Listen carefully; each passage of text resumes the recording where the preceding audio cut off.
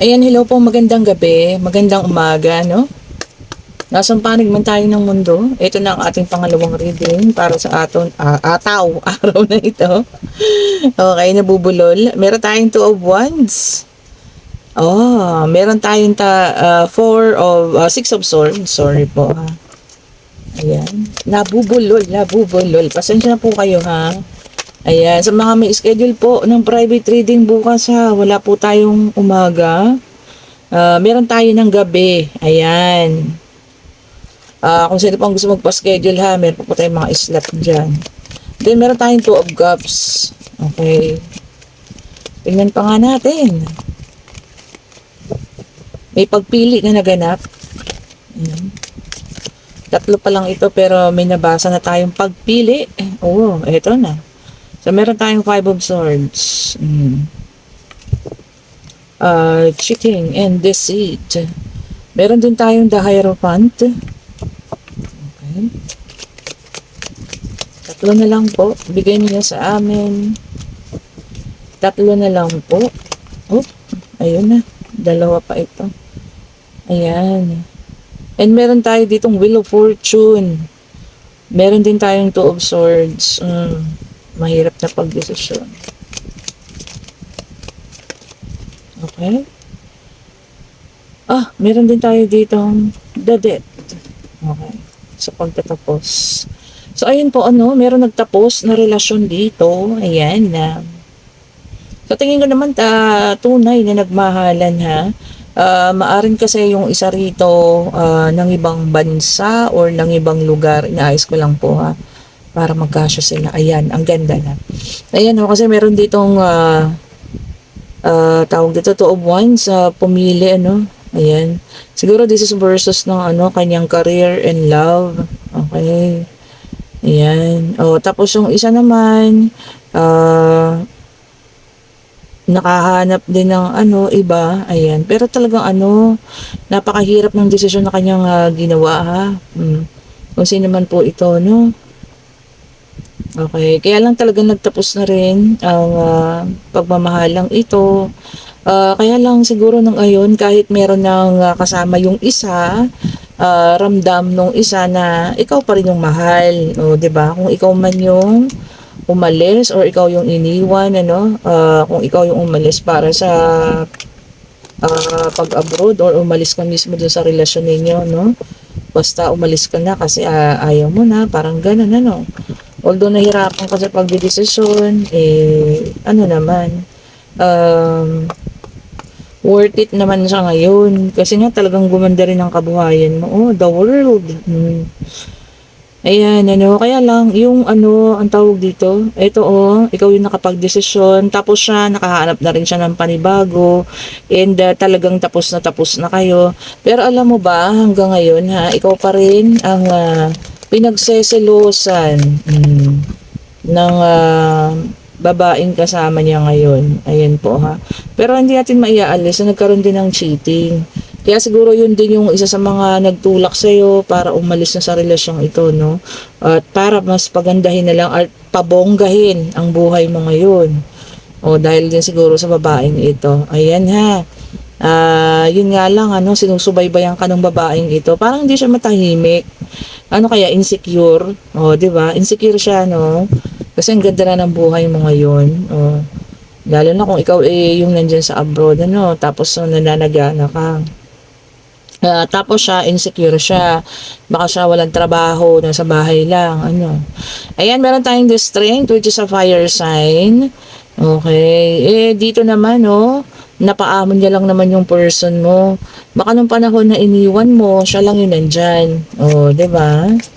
Sinamantala niya rin yung pagkakataon, kalungkutan.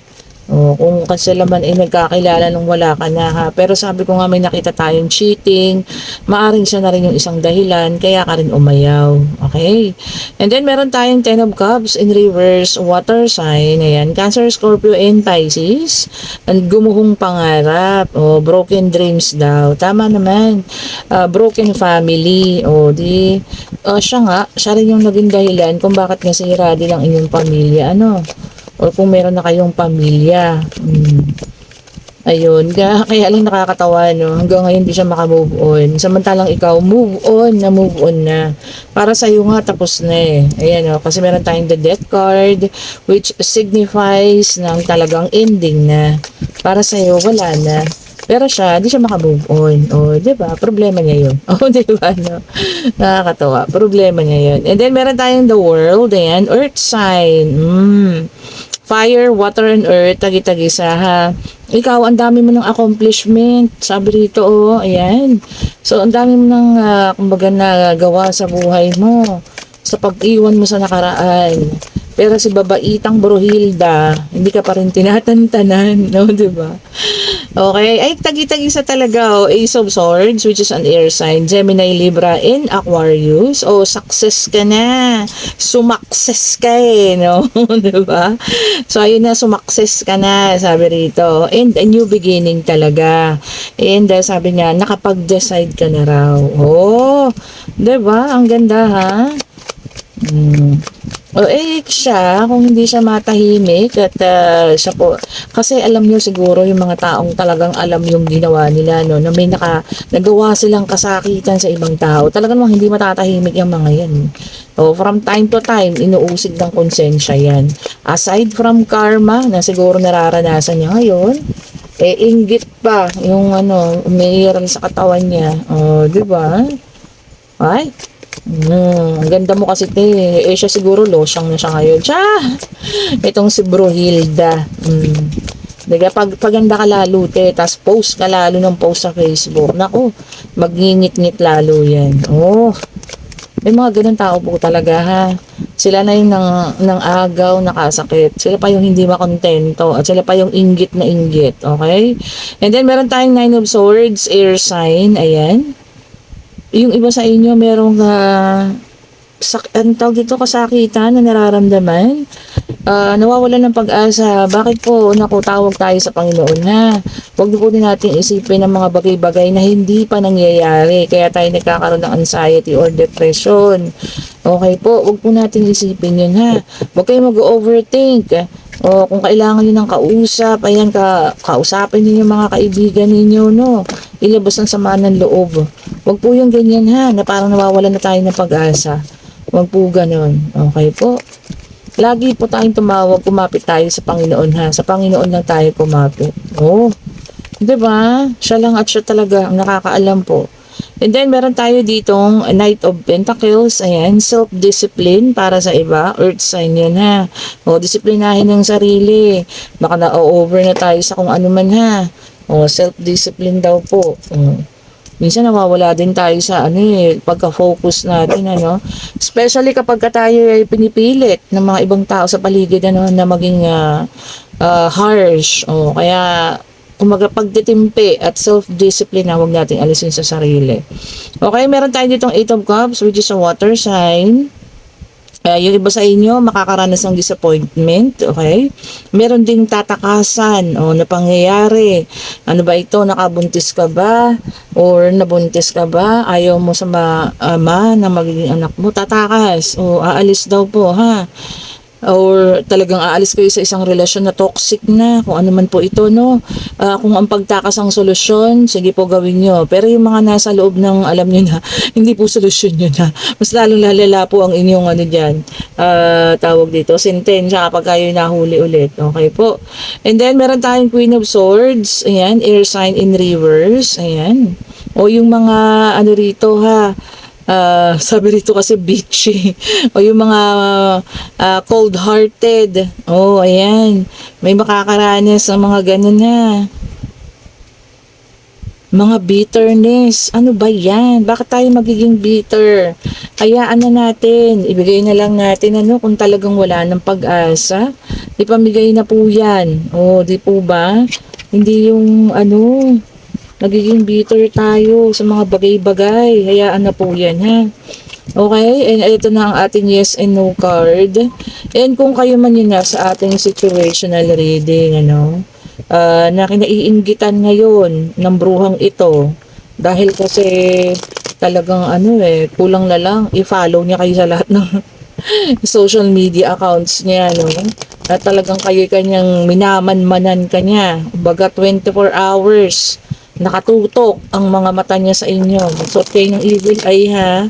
Kasi siya yung evil eye. O inggit. Siya po yung inggit. Para lahat ng kung ano man na mauusal niya na kung ano man, balik po sa kanya. Speaking of evil eye, sa akin na kayo umorder. Ayan. Okay po, magsuot po ng evil eye ha. Ayan, kahit saan naman kayo bumili. Pero yung may ritual ha. O, ayan po. Para hindi kayo kainggitan. Alam nyo na, kasi minsan yung pagpo-post natin sa social media, no, akala nyo wala kayong na aapektuhan, yung pala meron na, no, yung palang taong inggit na inggit sa inyo. Oh, 'di ba? Pero ang sarap sabihin maglaway ka ngayon.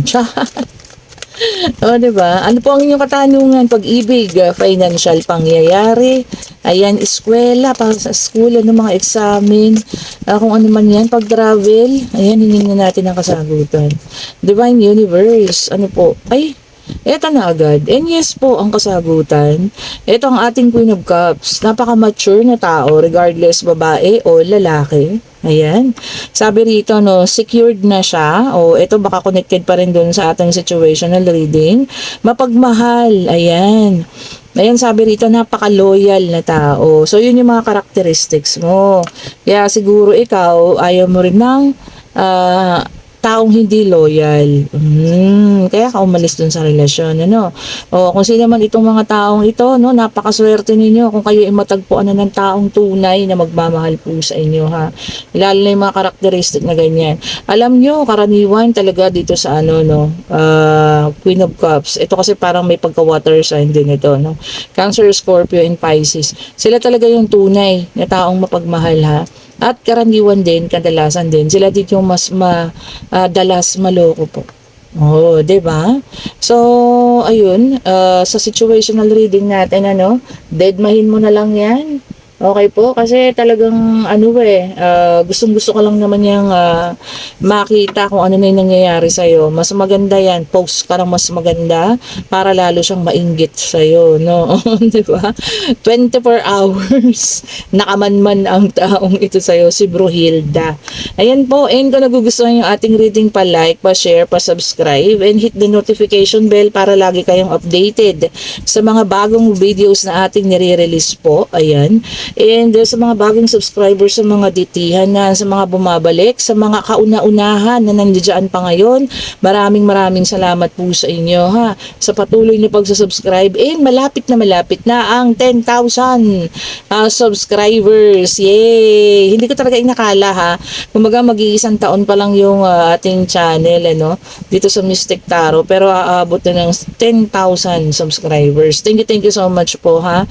And kung gusto nyong umorder, ayan, nasa na ba yung ating evil eye para kayo tanan ng ayan, umorder na kayo ng ating evil eye, ha. Pasensya na, paikot-ikot. Ayan po, ha. Ayan, kontra-inggit yan para kung ano man yung kinakainggit niya sa'yo, or kung may inuusal-usal man siya dyan na mga sumpa-sumpa o kung ano man, bumalik sa kanya. Oh, 'di ba? Kaya kasi pagka nakikita ng mga tao na nagiging successful ka, aminin niyo man o hindi, ha, meron kayong isang taong nasasagasaan. Kahit wala kayong ginawa, ha, pero oras na makita nila nagiging successful ka, maganda yung pinapost mo sa Facebook, ay, sabi ko sa inyo, meron isang tao na merong, baka nga hindi lang talagang inggit na nararamdaman. Kahit pa pinapakita niya na kayo ay magkaibigan or sinasabi niya na friends kayo, naku, asahan niyo po, may inggit at may inggit sa katawan ng taong, may mga taong ganun po, ha. Okay, and kung sino naman ang may gusto ng ating mga bracelet, ayan, ha, i-click nyo lang po yung link dyan po sa ating comment section. Ako lang po yung naglalagay niyan, at kayo po ay aking makakausap regarding dyan sa order ninyo. Ako po pala yung inyong makakausap, baliktad na tuloy. Ayan, and kung gusto po ng private reading para bukas, sa gabi po tayo magpo-schedule, ha, mga alas 7 ng gabi, ha, kahit siguro mga alauna ng madaling araw, pwede po tayo, ha, kasi wala tayong pasok bukas po. Ayan, thank you so much for watching. Have a great night po sa lahat.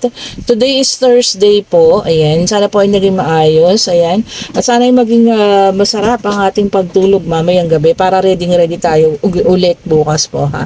Bye-bye po sa inyong lahat.